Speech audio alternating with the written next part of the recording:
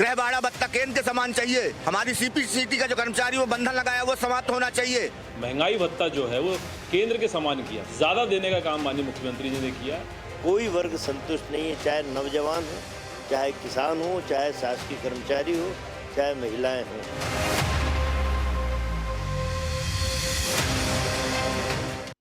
मध्य प्रदेश अधिकारी कर्मचारी मोर्चा समेत 6 संगठनों के आह्वान पर कर्मचारी आंदोलन की राह पर हैं। चुनाव से पहले यह प्रदेश भर के कर्मचारियों का बड़ा दाम है। संगठन के पदाधिकारी पिछले कई दिनों से सरकारी ऑफिसों में गेट मीटिंग कर रहे थे। प्रदेश में कुल 5,75,000 कर्मचारी हैं। दावा है कि शुक्रवार को वर्ग 3 और 4 समेत राजपत्रित अधिकारी संवर्ग भी हड़ताल में शामिल हो रहे हैं। सोमवार को कर्मचारी काम पर लौटेंगे। महंगाई भत्ते के 19 महीने का एरिया करोड़ों रुपए सरकार पे बकाया है, जो कर्मचारियों को हक है। ओपीएस की मांग लंबित है। गृह भाड़ा भत्ता केंद्र के समान चाहिए। हमारी सीपीसीटी का जो कर्मचारी वो बंधन लगाया वो समाप्त होना चाहिए। वन रक्षकों का ग्रेड पे 2400 होना चाहिए। पटवारियों की ग्रेड पे बढ़ाना चाहिए। लिपिकों का वेतनमान मंत्रालय के समान होना चाहिए। स्थायी कर्मियों को 7वें वेतनमान का लाभ देना चाहिए। दैनिक वेतन भोगी कर्मचारियों को रेगुलर करना चाहिए। प्रदेश के लिपिक कर्मचारियों को मंत्रालय के समान ग्रेड पे का लाभ दिया जाए। पुरानी पेंशन बहाल हो। वहीं सेवानिवृत्त कर्मचारियों को धारा 49 से छूट दी जाए और सेवानिवृत्त कर्मचारियों को केंद्रीय तिथि से ही महंगाई राहत दी जाए। पूर्व का बकाया भी प्रदान किया जाए। पिछले 11 साल से वाहन एवं मकान किराए भत्ते में वृद्धि नहीं हुई है, इसलिए इसमें वृद्धि किए जाने की मांग भी है। इन मांगों के अलावा कुल 39 सूत्रीय मांगों को लेकर आंदोलन खड़ा करने का प्रयास है। हालांकि बीजेपी सरकार ने कर्मचारियों को केंद्र के समान महंगाई भत्ते देने जैसे कई ऐलान किए हैं। यही वजह है कि बीजेपी सरकार को कर्मचारी हितैषी बता रही है। वहीं दूसरी ओर कांग्रेस सरकार को कर्मचारी विरोधी बता रही है। आपने देखा होगा अभी मध्य प्रदेश के कर्मचारियों को 7वां वेतनमान लगाते हुए महंगाई भत्ता जो है वो केंद्र के समान किया। फिर संविदा कर्मचारियों को जो लंबे समय से मांगे थी उनको पूरा करते हुए उससे ज्यादा देने का काम माननीय मुख्यमंत्री जी ने किया। जो थोड़ी बहुत और मांगे रह गई हैं अन्य कर्मचारी वर्ग की, उसको भी जल्दी पूरा करने का सरकार काम करेगी, आगे प्रतिबद्ध है। कोई वर्ग संतुष्ट नहीं है, चाहे नौजवान हो, चाहे किसान हो, चाहे शासकीय कर्मचारी हो, चाहे महिलाएं हों। तो ये जो आंदोलन हो रहा है, जो हड़ताल कर रहे हैं कर्मचारी, ये पूरे प्रदेश का चक्का जाम हो जाएगा। ये शिवराज को सोचना चाहिए कि कोई घोषणा करने के पहले उन घोषणाओं को अमली जामा कैसे पहनाया जाए, उस पर वर्क होना चाहिए, पर इस आदमी का दृष्टिकोण है ही नहीं। हालांकि राजपत्रित अधिकारी संघ, न्यू बहुउद्देशीय स्वास्थ्य कार्यकर्ता संघ, आईटीआई तकनीकी कर्मचारी संघ, पंचायत सचिव संगठन ने हड़ताल से दूरी बना ली है। कर्मचारियों ने साफ कह दिया है कि इसके बाद भी सरकार ने मांगे नहीं मानी तो आंदोलन यही नहीं रुकेगा। सवाल ये है कि कर्मचारियों का ये रुख चुनावी काल में सियासत की दिशा को कहां ले जाएगा। टीवी 24 के लिए भोपाल से अतुल विनोद पाठक की खास रिपोर्ट। नमस्कार, मैं हूं मोहन तिवारी। डिबेट लाइव बड़ी बहस मध्य प्रदेश में आपका स्वागत है। और मध्य प्रदेश में इन दिनों बड़ी बहस इस बात को लेकर छिड़ी हुई है कि कर्मचारी नाराज क्यों हैं। जी हां, अलग अलग कर्मचारियों के 39 संगठनों ने सरकार के खिलाफ मोर्चा खोला हुआ है। हालांकि चुनावी साल है और इसलिए अपनी मांगों को मनवाने का यही वो समय है जब दबाव भी बनता है, मांगे भी पूरी होती है, क्योंकि कर्मचारियों की बारी है। जी हाँ, चुनावी तैयारियों के बीच कर्मचारियों की बारी कब आएगी, क्या कर्मचारियों का ये दबाव काम आएगा, किस तरीके का दबाव है, क्या इन बातों को कुछ पूरा कर लिया जाएगा या फिर कर्मचारी इसी तरीके से नाराज रहेंगे, इसी सब बातों पर आज हम चर्चा करेंगे, डिबेट होगी हमारी। लेकिन पहले मिल लेते हैं उन मेहमानों से जो इस चर्चा में हमारे साथ रहेंगे। हम बहुत स्वागत करेंगे, हमारे साथ जुड़ रहे हैं भाजपा का पक्ष रखने के लिए विकास जी, आपका बहुत बहुत स्वागत है। आप व्यापारिक प्रकोष्ठ के प्रदेश संयोजक भी हैं। इसके अलावा कमलेश्वर जी हमारे साथ मौजूद हैं, कांग्रेस प्रवक्ता हैं, उनका भी बहुत बहुत कमलेश जी का स्वागत है। इसके अलावा हमारे साथ कर्मचारी संगठन का पक्ष रखने के लिए जुड़ रहे हैं उमाशंकर तिवारी जी, बहुत स्वागत है आपका, प्रदेश सचिव है कर्मचारी संघ के। तो तीनों मेहमानों का स्वागत करते हुए चर्चा को शुरू करता हूं। और जैसे कि हमने बताया, कर्मचारियों के दृश्य दिखाए, अलग अलग तरीके से प्रदर्शन वो करते हुए दिखाई दिए, उनकी मांगें क्या है ये भी आप सबके सामने है। लेकिन इन मांगों को मानने का जो तरीका है उसका असर क्या होगा और इन हड़ताल से कामकाज पर क्या असर पड़ेगा, पहली प्रतिक्रिया कर्मचारी संगठन की ओर से हमारे साथ उमाशंकर तिवारी जी हैं, उनकी ले लेते हैं। तिवारी जी, चुनावी साल है, आप लोग भी आखिरी समय में अपनी मांगे मनवाना चाहते हैं, शायद इसीलिए पूरी तरीके से एक साथ होकर दबाव बनाया जा रहा है। जी जी, नहीं बिल्कुल सही कहा आपने कि चुनावी साल है और हर किसी को उम्मीद रहती है और उम्मीद पे ही आसमान टिका है। हम ये कह सकते हैं कि एक कहावत है, घोड़ा रुका क्यों, जो रोटी जली क्यों। तो इस पे ये आ जाता है इसका सार कि इन दोनों पे ध्यान नहीं दिया गया। अगर हमने रोटी अगर तवे पे रख दी है और जल रही है तो मतलब हम ध्यान नहीं दे रहे। कर्मचारी आज सड़कों पे आया है तो उसके ऊपर ये है कि सरकार ध्यान नहीं दे रही। और ये आज की समस्या नहीं है, मांग पत्रों के माध्यम से, छोटे छोटे आंदोलनों के माध्यम से, धरना प्रदर्शन के माध्यम से कई बार सरकार से निवेदन किया है। ज्ञापनों का तो ढेर लग गया होगा, वो ज्ञापन कहाँ जा रहे हैं, कोई सुनवाई नहीं है। पहले सुनवाई हो जाती थी कर्मचारियों की, माननीय मुख्य सचिव महोदय जो परामर्शदात्री समिति के तहत बैठक लेते थे, लेकिन पिछले 6-7 साल से एक भी बैठक नहीं हुई है। इसलिए ये सम्मानहीनता की जो स्थिति बन रही है, कर्मचारी लगातार लामबंद हो रहे हैं। हर वर्ग का कर्मचारी इस समय परेशान है और वो परेशानी इसलिए है कि अखबारों में आ जाता है, मीडिया में चल जाता है कि कर्मचारियों को सौगात दी। सौगात वो होती है कि हमें 100 मिलना हो, 1000 मिल जाए, 1500 मिल जाए, लेकिन हमें जब 5000 मिलना है और मिले 50 तो उसे सौगात नहीं कह सकते। अभी हम ये बता देना चाहते हैं कि भाजपा के शासन में हमारा महंगाई भत्ता जब भी बढ़ा तो अधिकांश महंगाई भत्ते का सरकार ने एरियर ना देकर 9200 करोड़ रुपए हमारे जुलाई 2019 से लेकर दिसंबर 2022 तक के बचा लिए। मुख्य मांगे क्या है, मुख्य मांगे क्या है आप लोगों की? मुख्य मांगे हमारी महंगाई भत्ते का बकाया है, हमारा वाहन भत्ता 11 साल से नहीं बढ़ा है। जी आज की समस्या नहीं है, 11 साल से वाहन भत्ता नहीं बढ़ा, मात्र 200 रुपए मिलते हैं हमें आने जाने के लिए। और हमारा जो HR है वो हमारा 6वें वेतनमान के समय से 11-12 साल से वो भी नहीं हमारा बढ़ा है। हमारे लिपिकों की ग्रेड पे में विसंगति है, वो हमारी दूर नहीं हुई है। हमारे चतुर्थ श्रेणी कर्मचारी की मांग तो ऐसी मांग है जिसमें कुछ सरकार का नहीं लगना, वो पदनाम बदलने की बात कर रहे हैं। एक तरफ सरकार हमारे शहरों के नाम बदल रही है, कस्बों के नाम बदल रही है, स्टेशनों के नाम बदल रही है, जिसमें करोड़ों रुपए खर्च हो जाता है। तो हमारे चतुर्थ श्रेणी कर्मचारियों का संगठन की पूरी मांग यही है कि उनका कार्यालय सहायक नाम कर दिया जाए, लेकिन उसमें भी सरकार तैयार नहीं है। उसमें कोई आर्थिक बोझ नहीं है। हमारे वाहन चालक बोल रहे हैं टैक्सी प्रथा खत्म कर दो, उसमें सरकार को ऊपर कोई बोझ नहीं आना है। भाई वाहन चालकों को जो रिक्त पद है वो भर दिए जाएं। हमारे जो पदोन्नति पे रोक लगी रहे है, 7 साल हो रहे हैं उसे भी, अब पदोन्नति पे रोक नहीं हटी है और प्रभार दे दे के काम चलाया जा रहा है। और प्रभार के पीछे बड़ा गलत काम हो रहे हैं। जब प्रभार दिया जा सकता है तो कर्मचारियों को पदोन्नति दी जा सकती है। और माननीय हमारे उच्च न्यायालय ग्वालियर ने भी बोला है कि पदोन्नति पे कोई ऐसी रोक नहीं है, सरकार दे सकती है। लेकिन माननीय उच्चतम न्यायालय के नाम पर सरकार ने कर्मचारियों को, दोनों ही वर्गों को नुकसान हो रहा है, चाहे अनुसूचित जाति जनजाति। चलिए, कर्मचारियों की लंबी चौड़ी मांग है। उमा शंकर जी ने काफी विस्तार से बातें बता दी है, लेकिन इन मांगों और इन हड़तालों की वजह से विपक्ष को एक मुद्दा मिल गया है, बैठे बैठा है। उनकी प्रतिक्रिया ले लेते हैं, फिर एक ओवरऑल जवाब मैं बीजेपी से लूंगा। कांग्रेस की ओर से हमारे साथ कमलेश जी हैं। कमलेश जी, कर्मचारी नाराज हैं, आप लोगों के लिए तो बढ़िया मौका है इसे मुद्दा बनाने का। कर्मचारी नाराज है क्योंकि उनके साथ सालों से शिवराज सिंह चौहान सरकार ने अन्याय किया है। हम इसको मौके की तरफ बनाना नहीं चाहते। हम चाहते हैं कि कर्मचारी को समस्याओं का समाधान हो और कर्मचारी की जो समस्याएं हैं, बहुत सारी ऐसी समस्याएं हैं जिनके ऊपर वित्तीय भार शून्य है, उसके बावजूद भी उन समस्याओं के ऊपर सरकार ध्यान नहीं दे रही है। सरकार का ध्यान केवल भ्रष्टाचार के ऊपर है और ट्रांसफर और पोस्टिंग के ऊपर है, जिनमें इनको भ्रष्टाचार करने के पर्याप्त मौके मिल रहे हैं। मतलब ऐसे ऐसे कर्मचारी हैं जिनके एक माह में 4 जगह ट्रांसफर कर दिए गए।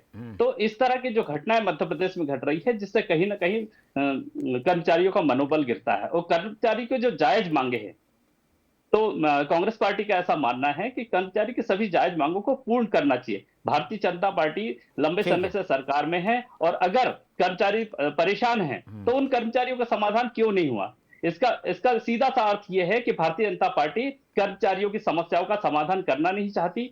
चाहे ओल्ड पेंशन स्कीम का मामला हो, चाहे वो बहुत सारे जैसे अलग अलग विभागों में लिपिक है तो उनके वेतनमान अलग अलग है। इन विसंगतियों को तो आसानी से दूर किया जा सकता है।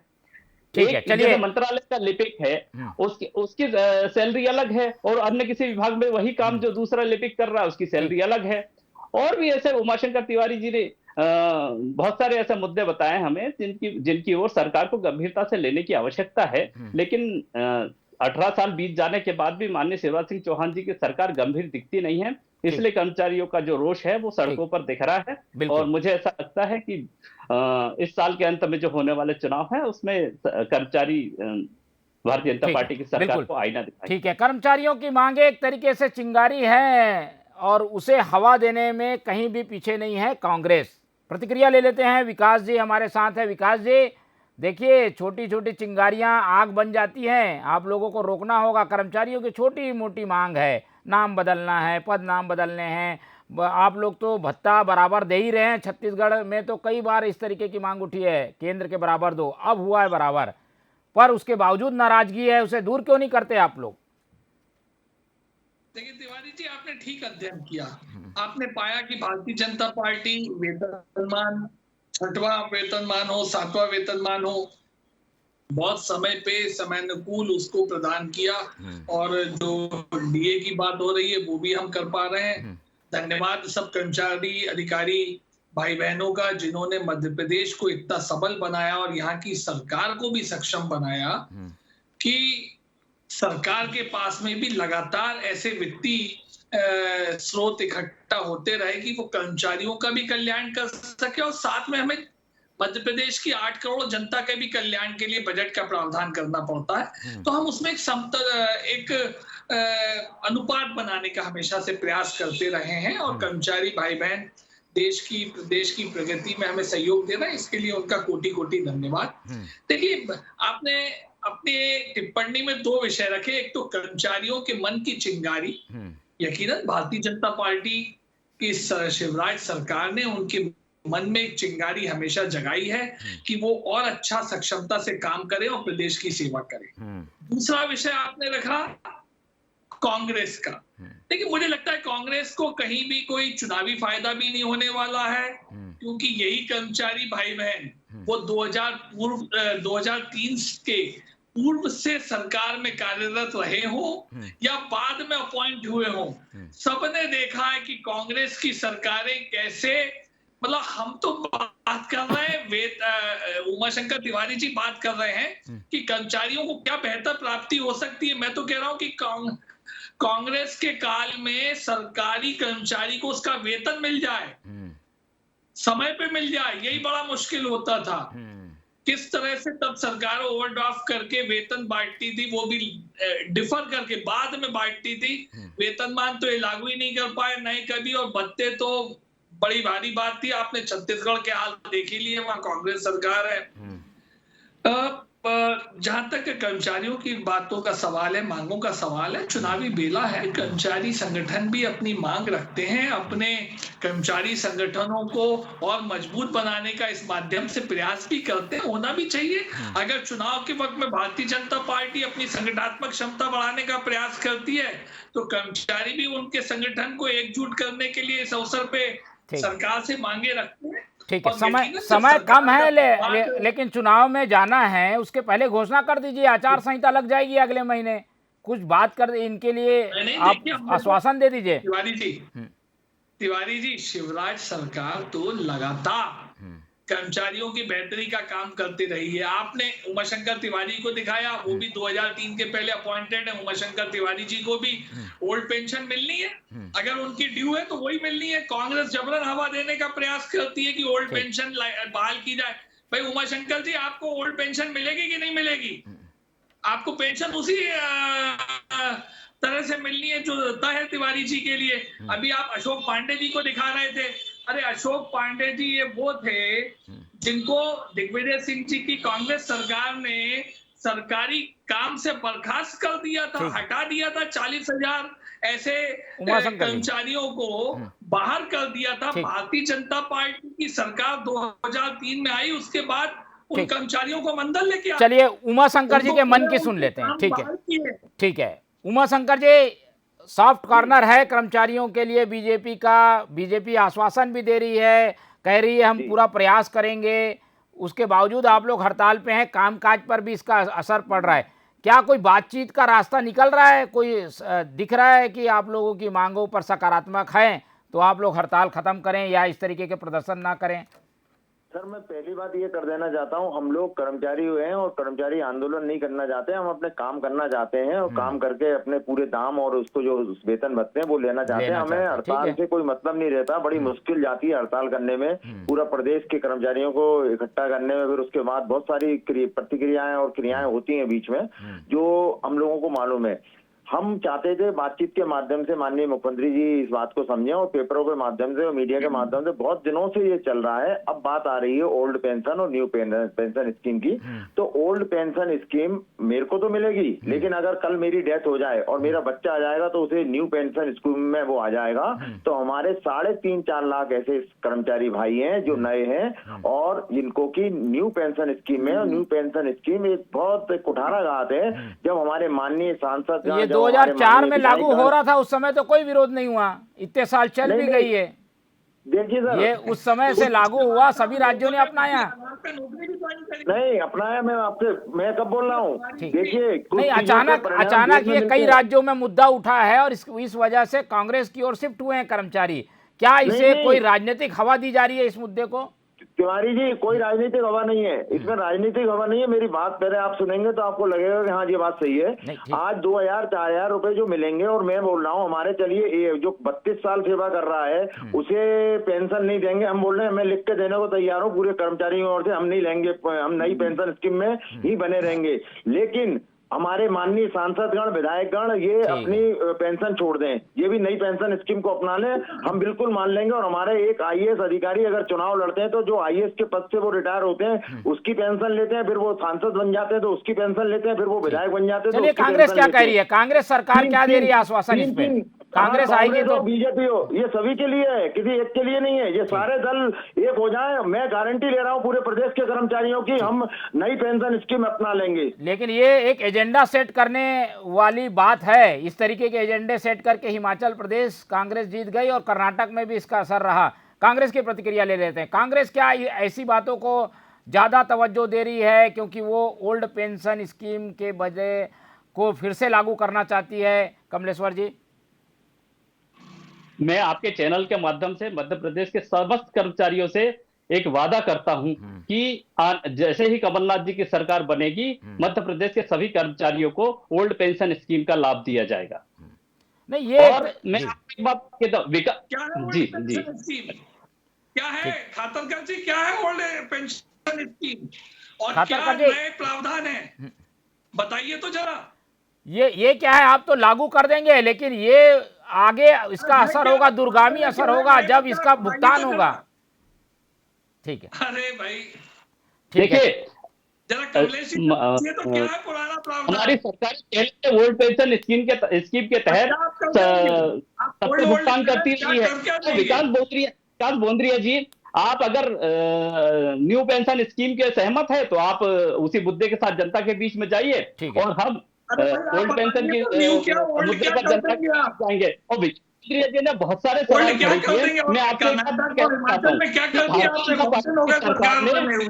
चतुराई से 4 श्रेणी कर्मचारियों की भर्ती के ऊपर रोक लगा दी है और उनको ठेका श्रमिक के आधार पर भर्ती किया जा रहा है। नहीं, वो अलग चीज है। चलिए, विकास जी से सीधा सवाल। ठीक है, ठेकेदार उनके ठेकेदार खा जाते हैं। तो आप ये मान के चलिए कि पढ़ा लिखा नौजवान जो ठेका श्रमिक के अंतर्गत कंप्यूटर ऑपरेटर और बहुत सारी ऐसे पद है जिसके ऊपर शासकीय विभागों में काम करता है, वो शोषण का शिकार हो रहा है। उन्हें कलेक्टर दर पर भी पुरानी पद्धति से देने में ज्यादा पैसे देने होते हैं कर्मचारी को। ठीक, मध्य प्रदेश के युवाओं के भविष्य के आपने 4th क्लास कर्मचारियों को लिखित रूप में जारी करके कमलेश्वर जी, ठीक है, मैं सवाल ले लेता हूँ विकास जी से। विकास जी, ये जो एक शगुफा है या एक तरीके से सपना है कि ओल्ड पेंशन स्कीम के तहत आप रिटायर्ड होंगे तो आपको पेंशन मिलेगी, ज़्यादा मिलेगी, हर महीने ज़्यादा पेंशन का ख्वाब जो कर्मचारियों को दिखा है, इसकी वजह से आप लोगों को हर राज्य में नुकसान हो रहा है। यहाँ पर भी इसकी भूमिका गढ़ी जा रही है। इसका हल क्या है? इसकी क्या आप लोग डैमेज कंट्रोल के लिए क्या कर रहे हैं? देखिए तिवारी जी, जो कर्मचारियों के हित में न्याय संगत होगा और साथ में हम समान अनुपात में मध्य प्रदेश की शेष 8 करोड़ जनता को भी उसका लाभ दे सकेंगे। हम वो सब वित्तीय प्रावधान कर्मचारियों के लिए भी करेंगे और आम जन के लिए भी करेंगे। हमें आम जन की प्रगति के, उनके हितग्राहियों के लाभ के भी कार्यक्रम चलाना है और कर्मचारियों को इन कामों के लिए प्रेरित भी करना है। तो एक हम समतुलता बना लेते हैं। लेकिन मैं कह रहा हूं कि कांग्रेस सरकार ये बनने पे जो बातें करती है ओल्ड पेंशन स्कीम, अरे भाई क्या है ओल्ड पेंशन? किसको नहीं मिल रही ओल्ड पेंशन स्कीम? जो लोग हैं उसकी अहर्ता रखते हैं उनको ओल्ड पेंशन स्कीम ही मिलेगी और मिल भी रही है। आज भी जो रिटायर होता है, आने वाले 31 सितंबर को जो रिटायर होगा, 31 अगस्त को जो रिटायर होगा, 30 उसको वही मिलना है। नहीं, लेकिन जो 2030 के बाद, ठीक, जी जी बिल्कुल, सुनिए, तो इसके बाद इनका लाभ मिलेगा। 31 देखिए मैं क्या कह रहा हूं, बड़ी एक भ्रांति कांग्रेस पार्टी खड़ी करने का प्रयास कर रही है। मैं पूछ तो रहा हूं कांग्रेस से, क्या है ओल्ड स्कीम में और क्या है नई स्कीम जो आप बता रहे हैं कि भाई अंतर है? देखिए, उमाशंकर तिवारी जी बेहद अच्छे से जानते हैं कि उन्होंने जब ज्वाइनिंग करी थी तब क्या पे स्केल्स होते थे, 2004 के बाद में कैसे पे स्केल्स, नए पे स्केल से नए लोग नौकरी में आए और जो आए उनको मालूम था कि हम क्या सेवा नियमों के तहत नौकरी ज्वाइन कर रहे हैं और सरकार उनको उन सेवा नियमों से बेहतर नौकरी ज्वाइन करे, बेहतर प्रावधान करते हुए सब लाभ दे रही है। आप लोग खारिज करते हैं ये मांग खारिज करते हैं क्या? ओल्ड पेंशन स्कीम की मांग खारिज करती है बीजेपी? जी अभी तो हमें कोई ऐसी आवश्यकता, मतलब कोई अंतर लगता ही नहीं। ओल्ड पेंशन स्कीम तो है ही है। जिनको ओल्ड पेंशन स्कीम की अहर्ता है वो सबको ओल्ड पेंशन स्कीम मिल रही है। कमलेश्वर जी, ठीक है, क्या कह रहा हूं, वित्तीय भार भी एक्स्ट्रा होता है और एक टेक्निकल, उनको मिलेगी, उनको कम नहीं मिलेगी। और एक बात बताइए, कमलेश जी की पार्टी कह रही है कि उन्होंने कर्नाटक और हिमाचल में प्रावधान घोषित किया था। क्या किया उन्होंने इसके बाद में अंतर? ये तो बताइए। वहां 30 अगस्त में क्या अंतर आएगा पहले और आज के मुकाबले में? कोई अंतर है कमलेश जी? ठीक है, नए लोगों को फायदा मिलेगा। कमलेश जी बोलिए फटाक से, सवाल है आपसे। ओल्ड और न्यू से काम नहीं चलता। सरकार क्या करती है? सरकार बदलने से इसका क्या असर है? डाइवर्ट करना चाह रहे हैं। मैं विकास जी से केवल ये बात पूछना चाहता हूं कि आज की तारीख में जो युवा मेरा साथी सरकारी नौकरी में आएगा, उसे क्या ओल्ड पेंशन स्कीम का फायदा मिलेगा? लेकिन आज की तारीख में जो व्यक्ति विधायक बनकर आएगा उसे पेंशन मिलेगी। किसे कह रहे हैं? अरे उसके प्रावधान तो बताइए। रखे हैं कि आप भी छोड़ दीजिए। समय कम है, तिवारी जी की टिप्पणी ले। तिवारी जी, ये बातों से आप क्या संतुष्ट हैं? बीजेपी कह रही है ऐसी कोई ज्यादा अंतर नहीं है ओल्ड और न्यू में। करना चाहती है, बताइए चलिए बताइए आप। ओल्ड पेंशन स्कीम में ओल्ड पेंशन स्कीम कर्मचारी के जो एक बुढ़ापे की बहुत बड़ी सहारा है, उसके बाद में नहीं, अंतर क्या आ जाएगा? अंतर क्या आ जाएगा? क्या प्रावधान करने चाहिए? अभी 3,000 तक मिल रहा है जो ओल्ड पेंशन स्कीम के तहत जो है रिटायर हो रहे हैं, 2-2, 3-3 हजार रुपए मिल रहे हैं। इसका पूरा अध्ययन और विश्लेषण करने के लिए अपन को 1 घंटा बैठना पड़ेगा। मैं पूरा समझा दूंगा। जैसे आज नए को कितना मिलेगा? नए में कितना फर्क आ जाएगा? देखिए, नए में मैं बता तो रहा हूँ, आगे चल के जो अभी 2005 में से ये लागू हुआ है 1 जनवरी 2005 से, और 3.5 लाख लोग अभी इसमें आ चुके हैं और इसमें घाटा ही घाटा है, नहीं तो कोई नहीं। देखिए, सरकारी नौकरी मिली है, ये तो बहुत अच्छी बात है। हम सरकार के काम करने के लिए आए हैं और हम लोग अपनी मांग इसलिए रख रहे हैं जब हमें लग रहा है कि माननीय मुख्यमंत्री जी ने 1 करोड़ 25 लाख से अधिक लाडली बहना को दे रहे हैं, उनको भी 3-3 हजार करेंगे। अच्छी बात है, शहर उन्हें पूरे समाज को सोचना है। मुख्यमंत्री जी एक कर्मचारी के लिए नहीं है, लेकिन 5-5.5 लाख या 7.5 लाख कर्मचारी हैं, उनमें से 3.5 लाख अगर कर्मचारी कोई बात कह रहे हैं तो कहीं ना कहीं उसका भी ध्यान रखें। चलिए, 2030 में जिसका असर होने वाला है उसका डर दिखाकर कर्मचारी एकजुट हो रहे हैं और इसका असर राजनीति में पड़ता हुआ हमने कर्नाटक में भी देखा, हिमाचल में भी देखा। इसलिए बीजेपी को सचेत रहने की जरूरत है। कर्मचारियों की नाराजगी को उसे कम करना चाहिए। फिलहाल कर्मचारियों ने अपनी बात रखी है, हमें उम्मीद है कि रास्ता निकलेगा और कोई हल जब निकलेगा तो कर्मचारियों की नाराजगी कम हो सकती है। समय कम है इसलिए चर्चा यहीं खत्म करेंगे। हमारे साथ कमलेश जी जुड़े, उनका बहुत बहुत धन्यवाद। विकास जी हमारे साथ थे, उनका धन्यवाद। उमाशंकर तिवारी जी हमारे साथ जुड़े, उनका भी बहुत धन्यवाद। तो तीनों मेहमानों का धन्यवाद करते हुए इस चर्चा को यहीं खत्म करेंगे। आप मुझे दीजिए इजाज़त। देखते रहिए TV 24। नमस्कार।